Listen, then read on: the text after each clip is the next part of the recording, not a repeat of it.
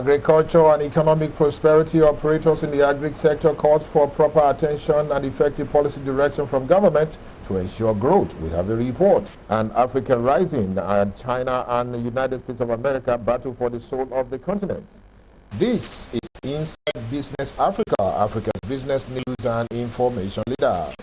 Hello, a very good day to you and thanks for joining us. My name is Kenneth Odushola Stevenson and this is Inside Business Africa, Africa's business news and information leader. Indeed, we want to appreciate so many of you who have called in and sent us an email and SMS and WhatsApp to commend Inside Business Africa for that particular historic event and also the performance of the program, especially with that particular report on agriculture and the economic prosperity which we started last week. And we will be continuing with that again this week. Stay tuned for that. When we come back, right after this commercial break, we'll bring you the details.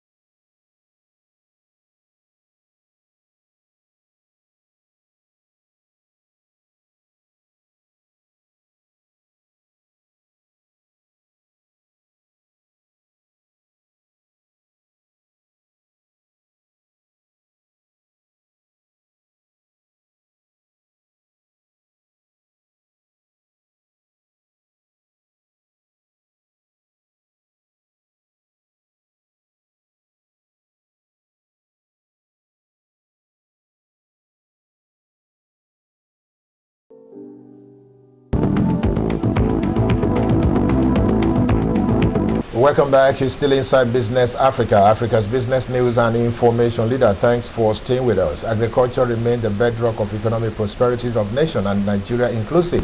It is against the backdrop of so many of the operators who have actually requested that we continue with this particular report that we've gone all the way to search for some of the operators in the northern region to talk about agriculture as economic prosperity of nations and indeed Nigeria. And it needs, most of them have resolved that Nigerian government, especially President Muhammadu Buhari, should pay a lot of attention to agriculture to ensure Nigeria's diversification strategy will be sustained. Here's a report. The agricultural sector in Nigeria is critical for achieving economic growth, poverty alleviation and stability. If appropriate policy and the political will is strengthened, it is estimated to contribute approximately 55% of the country's employment, an increasingly significant figure. Yet, in terms of performance, the current situation in agriculture is a reversal of that during the Nigeria's early days when the sector experienced strong annual growth rates based on the production of high-value products. These earlier levels are proof that Nigeria has several important assets to realize a greater potential within the sector, including a high number of agroclimatic zones, good soil condition, good water supply, and skill within the population. Usage factors are of different brands. We have Steer, we have Fiat, we have New Holland, and we have Massey Ferguson. So the Massey Ferguson is one of the most accepted brand nationwide. So that's why we lay more emphasis on it than other brands, but we still have them. And they are spare parts. Actually, the terms agricultural engineer, there are two words there. We have agriculture and we have engineering. Agriculture is a practice whereby we grow animals and plants. That is for the production of animal and plant. That is all about agriculture. But when you talk about engineering, it's the application of scientific principles in solving human problems. So that is engineering. Now, bringing engineering, applying engineering using scientific principles in solving agricultural problems. What about the needs for agricultural engineering? The focus is the farmer. What exactly will make this farmer better?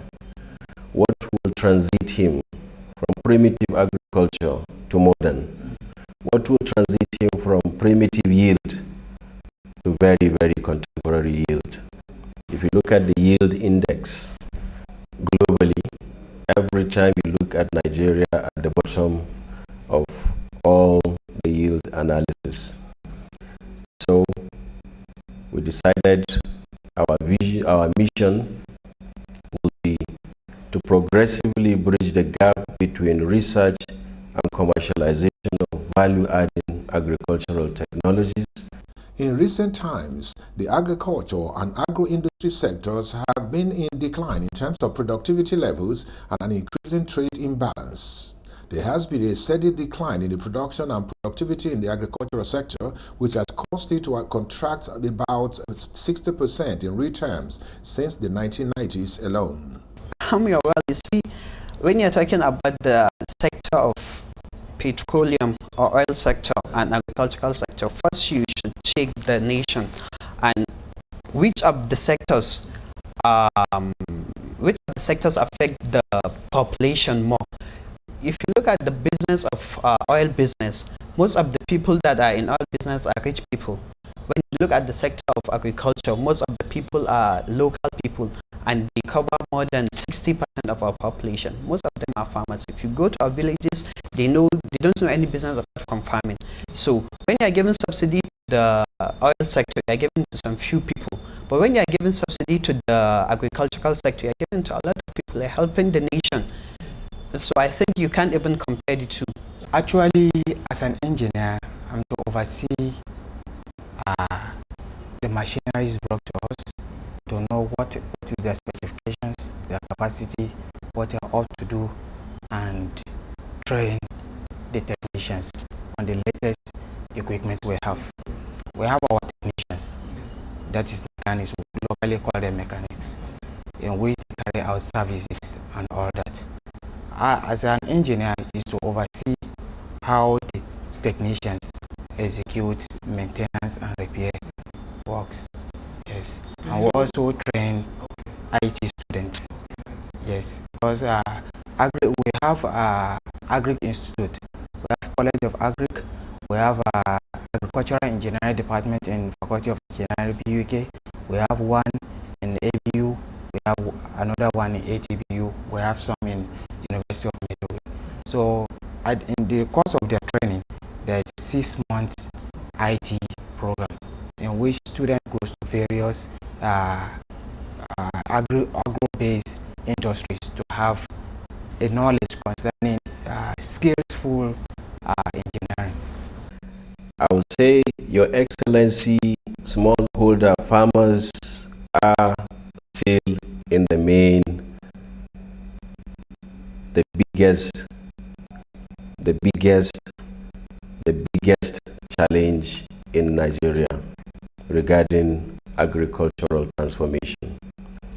And what we have done is to look at a lot of crops that will be value adding, a lot of crops that the smallholder farmer would use and say, yes, something has happened to me. And we took maize in the first instance and designed a very, very affordable and proven technology that will increase his yield and make him a better farmer by far. Value Kit is our pet product, and Value Kit is what will take the smallholder farmer of maize, and of course subsequently we are going into other crops as well. Not only is there decline since the 1980s, but there has been a steady decline in recent years. Today, the real value of output by the agriculture sector has fallen to less than 5% of the GDP. Our staffs, we have a very qualified engineering sector that deals with the training and support of our staffs. You see, like our chief engineer is a highly qualified person that trains and have a lot of knowledge about engineering and agriculture, because that's our sector. So he's the one that we use to help our technicians and enlighten them on how to operate the machineries and how to teach our customers, because our main goal is to satisfy our customers, because the customers are the people of the nation. So our main aim is to help the nation to grow in terms of agricultural activities, and the agricultural activities are the things, it's the main thing that we do believe is going to change the economy of the nation. Actually, once there is new implement or new innovation, we try to see I have acquainted knowledge with such innovation or new ideas. Then at times I attend seminars, workshops. Based on what I have gained, I call the technicians to train them so that they will be updated in order to meet up with our customer demands. This development notwithstanding, several key operators in all diverse sectors of the agricultural industry are making the necessary impact with diverse interest in the sector. As Sankara Nigeria Limited started working around 1977, around the ending of 1970s, so the sector of agricultural we are into is mechanized agricultural sector, that is mechanized farming. We deal with tractors and farming implements. Our main interest is on agricultural farming in a mechanized way, in a large scale. While the country is producing a lesser amount of agriculture-related products and agriculture is contributing less to the GDP, the number of people engaged in the sector remains almost the same. Therefore, the per capita income of those engaged has declined. Yet, this does not need to be the case. By some estimates, the sector could be performing at 5 times its current level because there are domestic and international markets that will absorb and expand output.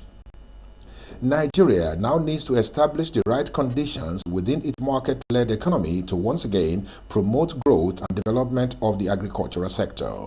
You see, I will try to explain to him for agriculture to grow in Nigeria, because I know he is a farmer, so he knows that farming is a very important thing in this nation. So all I have to do, I do not have to go through to tell him what farming is. I'll just try to advise him on what to do to help the growth of agriculture. I will try to draw his attention to the issue of subsidy. You see, our farmers are ready. They need aid. If you're going to help them by subsidizing the machineries, the fertilizer and the seeds that they are going to use, I think they are going to do well. So I will try to explain to him the importance of subsidy in agricultural sector. It's going to help. And apart from that, for people to farm well, they do not have to wait for rainfall. So they should be farming throughout the year. So the government have to create dams and irrigation systems, channels for them that will help them to farm throughout the year. So I think I would try to draw his attention towards that. Because not that our farmers have stopped farming, but their products were not being patronized as a result of high importation rate. Because as at 2010, if I can recall, about $400 billion was spent on rice importation. And you can imagine if such amount of money is spent in our agricultural sector here, what will be the standard of living of our farmers? About $700 billion was spent on wheat, because we consume bread almost all the time. More of bread. We have people that have diabetes condition, they feed on wheat and so on. So if our farmer will be given such kind of amount, you can imagine in the next few years, how will their lifestyle be? The agricultural sector in Nigeria is in need of several measures to increase competitiveness and be better positioned in domestic through import substitution and export markets. These include improvement to quality and land ownership, financing, infrastructure upgrades, new technologies, and improvement in product quality. Because most of the things we're buying, they are being imported. And we have resources that we can produce all those raw materials.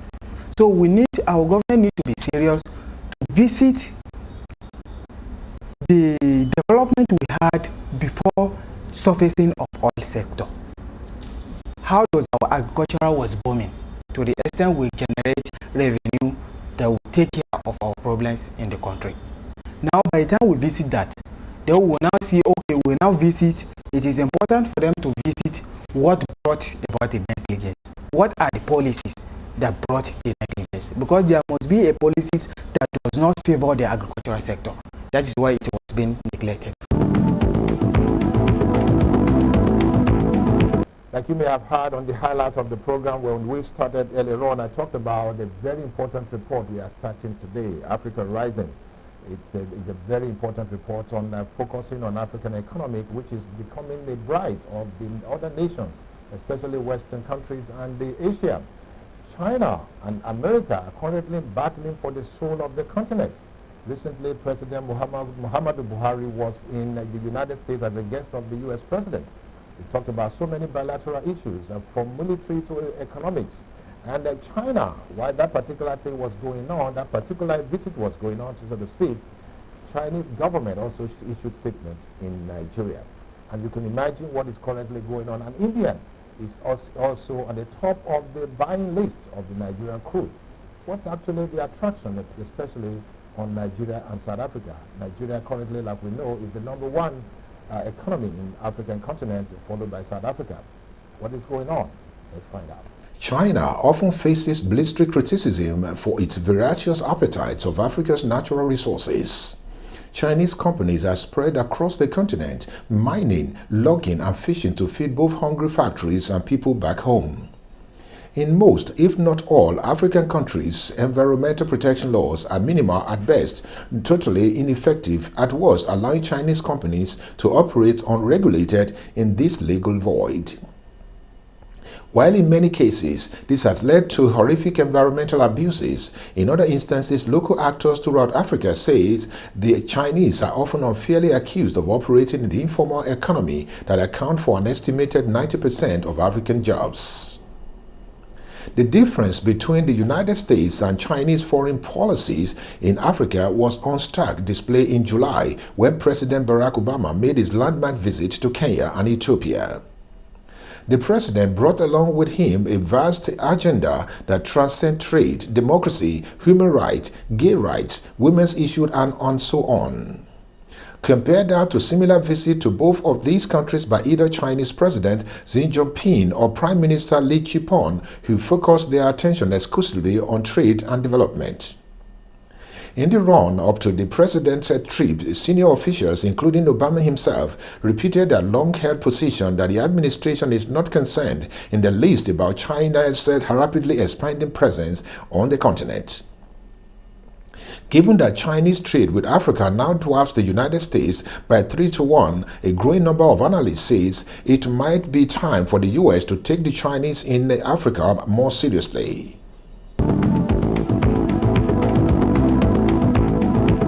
Indeed, that's about all we have time for on Inside Business Africa for today. I want to thank you again for watching. But before I go, let me inform you again that in the 2015, the third edition in the series of the Nigeria's Construction Industry Hall of Fame will be holding in Lagos on the 25th of September. And also don't forget our very important report on agriculture and the nation's economic prosperity will continue on Inside Business next week. Don't forget, it's been Kenneth Odushola Stevenson presenting Inside Business Africa. Thank you again for watching. See you next time.